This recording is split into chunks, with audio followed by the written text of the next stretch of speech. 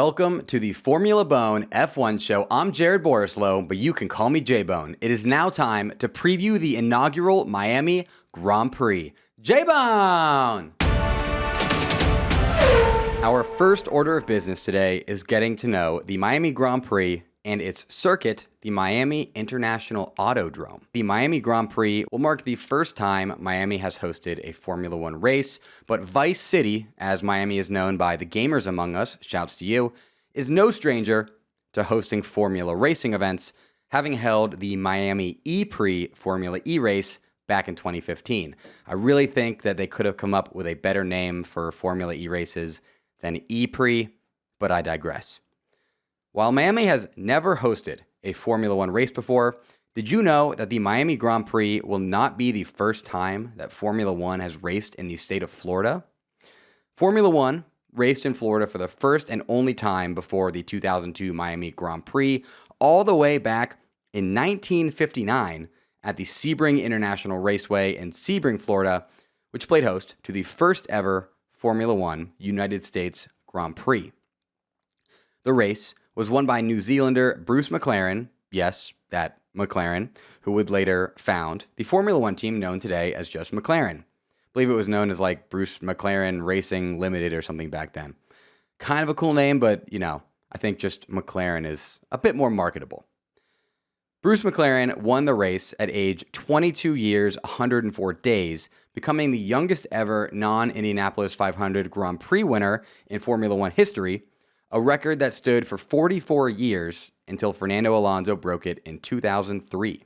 With the additions of the Miami Grand Prix and the upcoming Las Vegas Grand Prix to the F1 calendar, the United States can now claim 12 different past, present, and future Formula One circuits.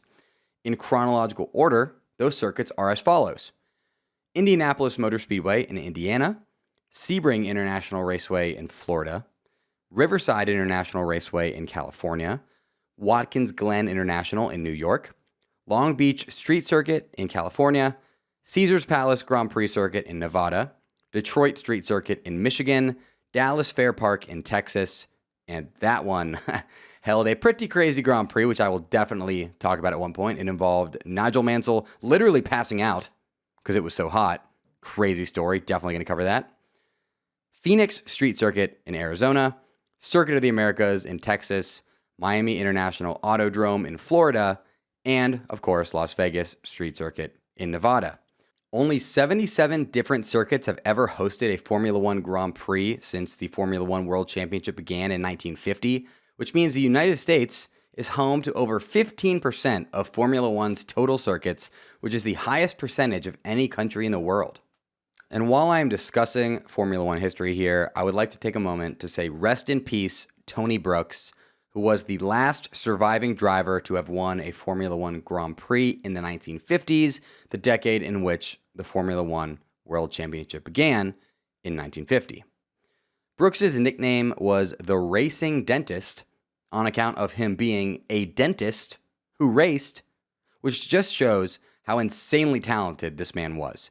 Not only did the Englishman race, he also won, with 6 career F1 Grand Prix victories, all coming in the 1950s.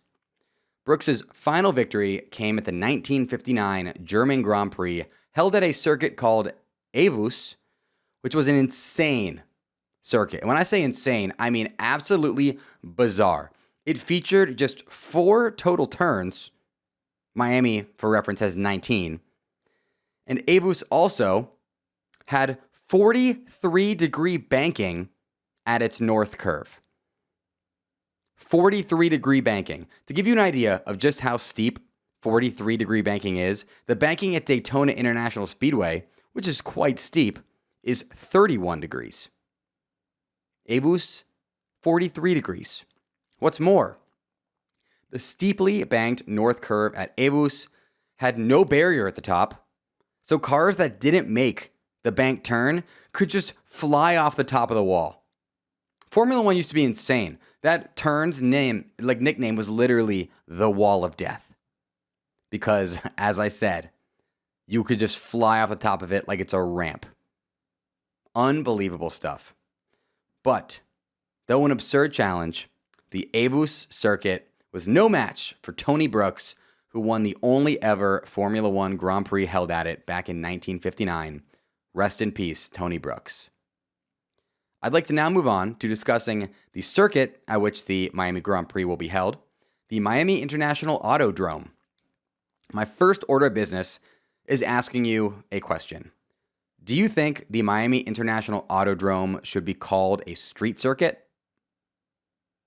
The argument in favor of calling it a street circuit is that it does contain at least one actual public street in the form of the back straight, which is on Miami's Northwest 203rd Street and the Florida's Turnpike access road that Northwest 203rd Street turns into on one end. So it does have a street. And another, reason why some people are calling it a street circuit is that much of the track is a narrow street with limited runoff area, which is obviously the case in most street circuits. Now, the argument against calling it a street circuit is that it is a purpose-built circuit taking place mostly on a track surface built specifically for racing that also mostly goes through what are normally various parking lots, not streets. My thought is that it definitely shouldn't be called a street circuit despite being designed like one, because I think a street circuit should have to take place almost entirely on actual city streets. I would call it a street style circuit because while it has many of the characteristics of a street circuit, it's mostly taking place across a bunch of parking lots, not streets. The Miami International Autodrome is 5.41 kilometers in length, or 3.36 miles, and the Miami Grand Prix will be contested over the course of 57 laps. The circuit features 19 corners and 3 straights, all of which have DRS zones and end in hard braking zones, which should be great for overtaking, which was a key stated goal of the circuit's designers. The shortest of these 3 straights is the pit straight between turns 19 and 1, which will be the hardest straight on which to overtake due to its length and will mostly serve as an opportunity for drivers to attempt to finish the overtaking opportunity that they already started on the much longer 1.2 kilometer back straight just 3 turns prior between turns 16 and 17. We very well may see some DRS chicken going on at the Miami Grand Prix with how close together the back straight is to the pit straight. Okay? Drivers may not want to overtake via the back straight DRS zone with the pit straight DRS zone coming up so soon because it could easily just lead to them giving the driver they just overtook on the back straight the opportunity to overtake them with DRS on the pit straight. So DRS chicken may be making a return. This circuit is very well set up for some DRS chicken. I would welcome it. Haven't seen it in a while. We obviously got it in Bahrain, got it at Jeddah with that crazy double lockup that Leclerc and Max had. I could go for some DRS chicken, It's been too long. I kind of miss it. I thought we were going to be getting it all season long. Now, it's kind of faded away for a little bit. So I'm looking forward, Miami, to this nice little close together DRS zone situation you gave us. I appreciate you. So, like I said, we got those 2 DRS zones taking place on the back straight and the pit straight. Now, there's also the fact that the back straight at 1.2 kilometers is technically the longest straight at the Miami International Autodrome, but it probably won't feel like that is the case, considering the 1.4 kilometer stretch between turns 8 and 11 will essentially function as one even longer straight, despite only the tail end of it being officially considered a straight. I mean, the cars are going to be going full throttle all the way from turns 8 to 11. They don't call it one straight because it curves a little bit, and obviously it's got turns 9 and 10 within it. But yeah, it's a straight. Okay, if you look at this circuit map, that should be technically considered the longest straight. Like I said, it's not, because it's not technically a straight. But you see where I'm going with this, folks. We have essentially a 1.2 kilometer straight and a 1.4 kilometer straight, both of which have DRS zones. This is going to be a fast circuit and should feature a lot of overtaking. Like I said, the circuit designer's goal here was overtaking. They want to give Americans what they want to see, some exciting racing, a lot of overtaking, and we should definitely get it. From what I've seen so far, it looks like with the 1.4 kilometer straight, it's so long that the moves are probably going to be made, by before turn 11. It's going to be like a case where, the move will be made a lot sooner than at the end of it because it's so long, which is interesting. Then, like I said, at the back straight, you also have the potential for chicken. So we could actually end up seeing the pit straight, despite being the shortest one, have more overtakes than the back straight, which is technically the longest one. Kind of interesting, the way that might end up working out. The most technical areas of the circuit are turns 4 to 8, which is a tricky high-speed section that you need to navigate at speed with easy-to-miss apexes, and then you need to make a great exit out of it to take full advantage of the 1.4 kilometer long pseudo-straight that turns 4 to 8 exit onto. And the other major technical area of the circuit is turns 12 to 16, which is a very low-speed section between the two longer straights that features a super tricky, large curved chicane that you need to navigate well in order to get a solid entry onto the long back straight. Now, I'd say the turn 14-15 chicane reminds me somewhat of an inverted version of Imola's Variante Alta, but I do not want to freak out Charles Leclerc, who may have some pretty, traumatic thoughts when I say Variante Alta after his Spinala there at Imola. So I'm not going to say it. But if I was going to say it, it would remind me of that chicane. All right, everyone, listen up, because I teased something on Twitter earlier this week, and it is finally time to announce it. I have a new massive sponsor here on the Formula Bone F1 show who I could not be more excited to work with, and that is DraftKings Sportsbook, baby. Gear up for Miami and feel the Formula racing excitement exclusively on DraftKings. Experience the racing thrills like never before with DraftKings Sportsbook, one of America's top-rated sportsbook apps. Right now, new customers can bet just $1 on Formula Racing and get $100 in free bets, win or lose. This is an amazing deal for Formula Bone F1 show listeners. You can also enjoy racing on DraftKings Daily Fantasy Sports, be one of the first to play fantasy Formula Racing, and compete for your share of over $100,000 in prizes. Folks, I am obsessed with DraftKings Daily Fantasy Sports. Check this stuff out. It is so fun. Put your F1 money where your mouth is. Draft your lineup of 5 drivers and 1 constructor and rack up points for top finishes, lap sled, and more. It is so fun. And what's more, DraftKings is safe, secure, and reliable. Best of all, you can deposit and withdraw your cash whenever you want. Download the DraftKings Sportsbook app now. Use promo code FBONE, F-B-O-N-E. Bet just $1 on Formula Racing and get $100 in free bets no matter what. That's code FBONE, F-B-O-N-E at DraftKings Sportsbook. Minimum age and eligibility restrictions apply. See show notes for details. Thank you so much to DraftKings Sportsbook for sponsoring the Formula Bone F1 show. I'm so happy to be working with them. Next up, here are your storylines to follow for the 2022 Miami Grand Prix. The first storyline: does the Miami International Autodrome favor Red Bull or Ferrari? Ferrari or Red Bull have won every race thus far, with 9 of the 12 podium positions so far this year having been occupied by either a Ferrari or a Red Bull driver.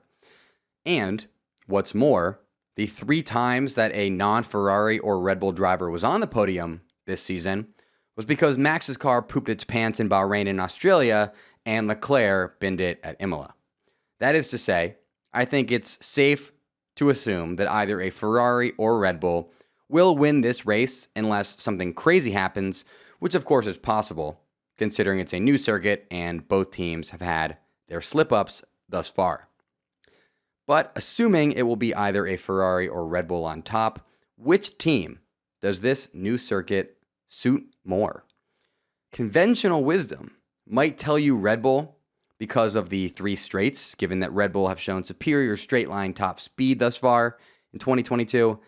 But as Lee Corso would say, not so fast.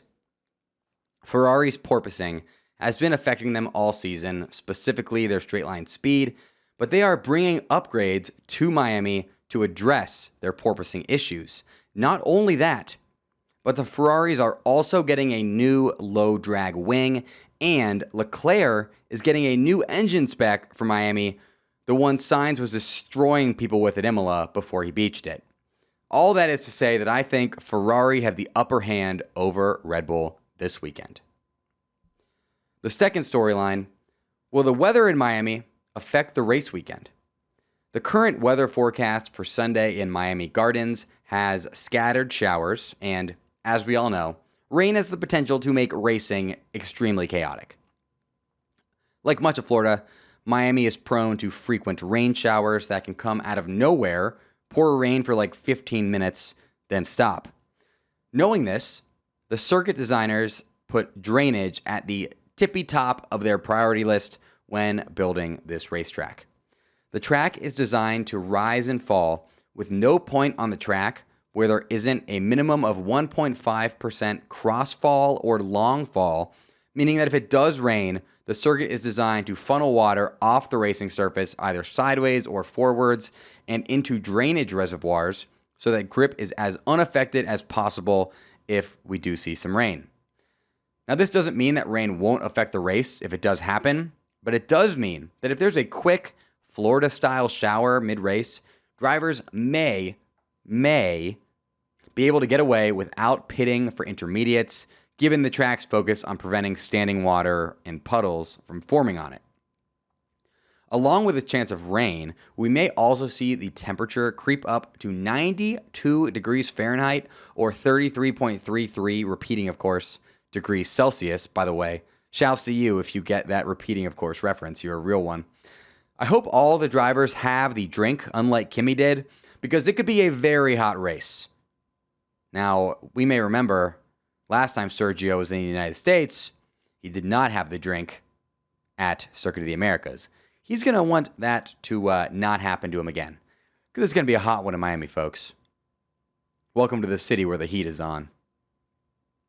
Who said that? Will Smith? I think it was Will Smith. I'm not going to keep his name out of my mouth. The third storyline, which midfield team will reign supreme in Miami?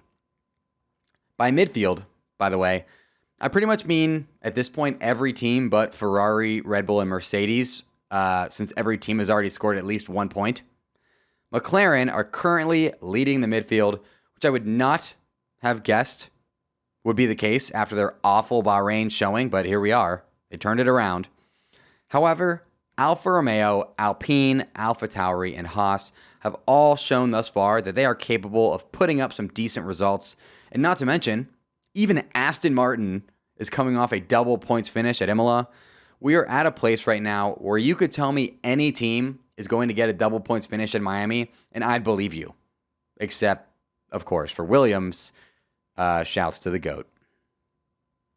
When it comes to my guess of which midfield team is going to reign supreme in Miami, I think McLaren is looking great right now. Kind of have to go with them, but I would not count out Alfa Romeo. The final storyline, Formula One returns to the United States. The last time Formula One came to the United States, last year, a new all-time F1 race weekend attendance record was set at COTA that has since been beaten by Australia earlier this season. However, the United States is not going to take back its attendance record in Miami, as event capacity is just 85,000 spectators per day, which pales in comparison to COTA's 150,000 and Albert Park's 125,000. Not to mention the exorbitant price of attending the Miami Grand Prix, paired with the accompanying high prices of airfare and lodging and just being in Miami for a weekend, means that this is going to be a much more exclusive event than most F1 races, most of which are already very exclusive events. So, not going to set an attendance record with this one. But in terms of spectator experience, if you are lucky enough to be able to go, The Miami Grand Prix very well may be the most spectator-focused circuit of all time. I expected nothing less of a Formula One race in Miami, and it looks certain to deliver. While some people are criticizing the Miami Grand Prix organizers for putting the race in a parking lot nowhere near the ocean, rather than down Ocean Drive, Miami's iconic road that we all would have loved to see Formula One cars driving down, you cannot deny the fact that this event looks like it'll be so fun to attend, again, for those fortunate enough to be there. Social media has been popping all week with how alive the city of Miami is ahead of this race weekend, and it looks like it'll be one of the most fun F1 events to attend on the calendar, if not the most fun, with all the events in Miami surrounding it, not to mention the fact that, if you're in Miami, you have the beaches and the clubs, the nightlife, the restaurants, and all that stuff to go to when you're not at F1 events. The Turn 7/8 facility at the Miami International Autodrome is surely going to be absolutely popping all weekend long with its massive amount of grandstand seating, as well as the iconic marina with its fake water harbor that has taken the internet by storm. Some absolutely amazing memes have come out about the fact that Miami's planned marina, meant to kind of copy, Yas Marina, copy Monaco, have some yachts right there where you can just sit on a nice boat while watching the race. Yeah, Miami's marina has fake water. It's just a bunch of boats that are dry docked with fake water surrounding them. Not what we kind of all thought. My favorite meme, though, that came out of this is that Italian Jesus, Antonio Giovinazzi, is going to go and walk on the fake water like the Jesus that he is, at least if his response to WTF1 can be taken at face value. We all need to see Italian Jesus walking on water, okay? I need to see it. It's going to be iconic if it happens. Truly an all-time F1 meme moment. There are 10 spectator bridges at the Miami International Autodrome to help spectators explore the campus, which is a new record for spectator bridges. My favorite thing, about the Miami International Autodrome, my favorite thing about the Miami International Autodrome is that spectators will have the opportunity to ride in a glass bottom gondola over the circuit as the cars are racing underneath them. You heard that right. You can ride in a gondola, like a cable car, that goes over the circuit and has a glass bottom so you can look down beneath you and see cars going like 200 miles an hour right below you. Insane. That has to be one of the coolest views in Formula One, alongside the view from the Circuit of the Americas tower and zip line. Let's just hope, though, for all of our sake, that we don't get a James Bond Moonraker style cable car fight going on, because that would really mess things up for everybody. The people in the fight, the drivers, the spectators, the TV audience, they probably have to red flag the race. Nobody wants that, okay? So if you plan on going in the Miami Grand Prix gondola, do not get in a James Bond Moonraker style cable car fight, please. For me, for J-Bone, please. My only real gripe with the Miami International Autodrome is that it was built around the Hard Rock Stadium and not through it. Can you imagine if they had built the circuit going right through a sold-out Hard Rock Stadium, which has a capacity of 60,000 plus? That would have gone down as the most insane grandstand setup in Formula One history, doubling Mexico's iconic Foro Sol F1 grandstand's 30,000 spectator capacity. Please, next year, Miami Grand Prix organizers, make the circuit go through Hard Rock Stadium. Please. For all of our sake. Now, Miami Grand Prix.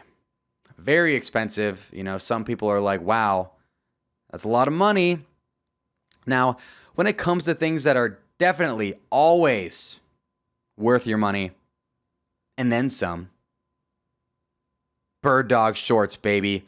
Birddogs make the best shorts, pants, and joggers you will ever wear, I promise you.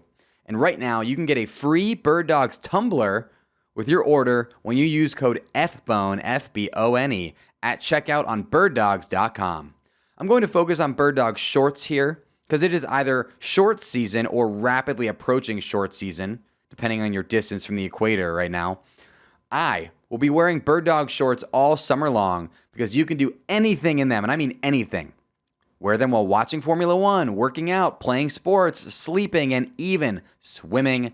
Birddog shorts are the best because you can get them with built-in underwear that feels better on your skin than the finest cashmere, and is also super breathable, does not bunch up like traditional underwear, and is quick drying. I love to wear my Birddogs in summer because you're ready to jump into a pool at any time as long as you remember to take your phone out of your pocket first. PSA. Now, as far as the free tumbler goes, Birddogs found Yeti's $90 tumbler, copied it, and now Birddogs is giving it to you as a free gift with your order when you use code FBONE, FBONE, at Birddogs.com. Go to Birddogs.com right now, enter promo code FBONE, and they'll throw in that free tumbler with your order. You will not want to ever take your Birddogs off, I promise you. I never take mine off. I'm wearing Birddogs joggers right now, baby. There's a link for that deal in the description of this episode. Thank you to Birddogs for supporting the Formula Bone F1 show. Finally today, it is time for something new. Now, I can only get so many top 5 finisher predictions partially correct before I go certifiably insane. So I am changing the usual Grand Prix-view end segment from me attempting to predict the Grand Prix's top 5 finishers to something totally new, J-Bone's Bone-afide race predictions. In this recurring segment, instead of guessing the top 5 finishers on Sunday, which is incredibly difficult, considering things happen in practice and qualifying that not even I, J-Bone, could possibly predict that affect the race, I will be putting out into the universe 3 race predictions that will certainly always have a 100% success rate because, as some of you have already seen, I have a psychic alter ego named Bone-stradamus who can see into the future and then report back to the present day J-Bone. So without further ado, here are my 3 Bone-afide race predictions for the Miami Grand Prix. Bone-afide prediction number 1, Charles Leclerc will win the Miami Grand Prix. Ferrari is bringing upgrades to Miami to lessen the effects of porpoising. Leclerc will have a new Ferrari internal combustion engine that's essentially just a rocket engine. And I believe the more technical sections at this circuit suit Ferrari well. I think this is Leclerc's race to lose. Bone-afide prediction number 2. Mick Schumacher will make it to Q3 for the first time in his Formula One career this weekend. Mick's season has been pretty up and down so far, mostly down, but he has shown some signs of promise, and he's come so close to making Q3 more than once already. There's a good chance he would have made it at Imola if Carlos Sainz didn't crash.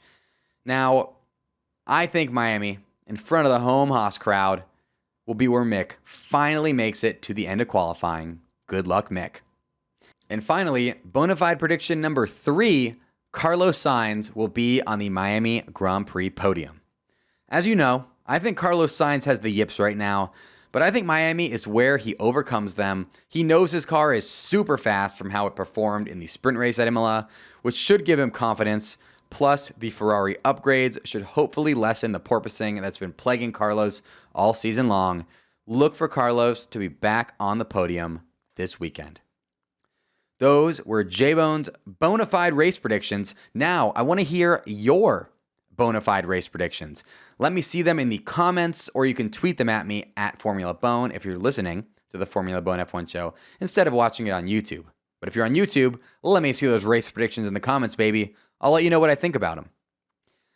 That's it for today's episode of the Formula Bone F1 show. If you enjoyed the show and want to help me out, I'd really appreciate it if you could toss me a subscription, like, comment, review, rating, or any other form of engagement on whatever platform you're on right now, so that said platform and its algorithm like me more. I respond to pretty much every YouTube comment, and if you don't believe me, try it out. Mess around and find out. For Formula One updates between now and my Miami Grand Prix recap podcast, you can follow me on all social media at Formula Bone, where I live tweet every single race and qualifying, and also at my real name, Jared Borislow. That's at JaredBorislow. Until next time, J-Bone!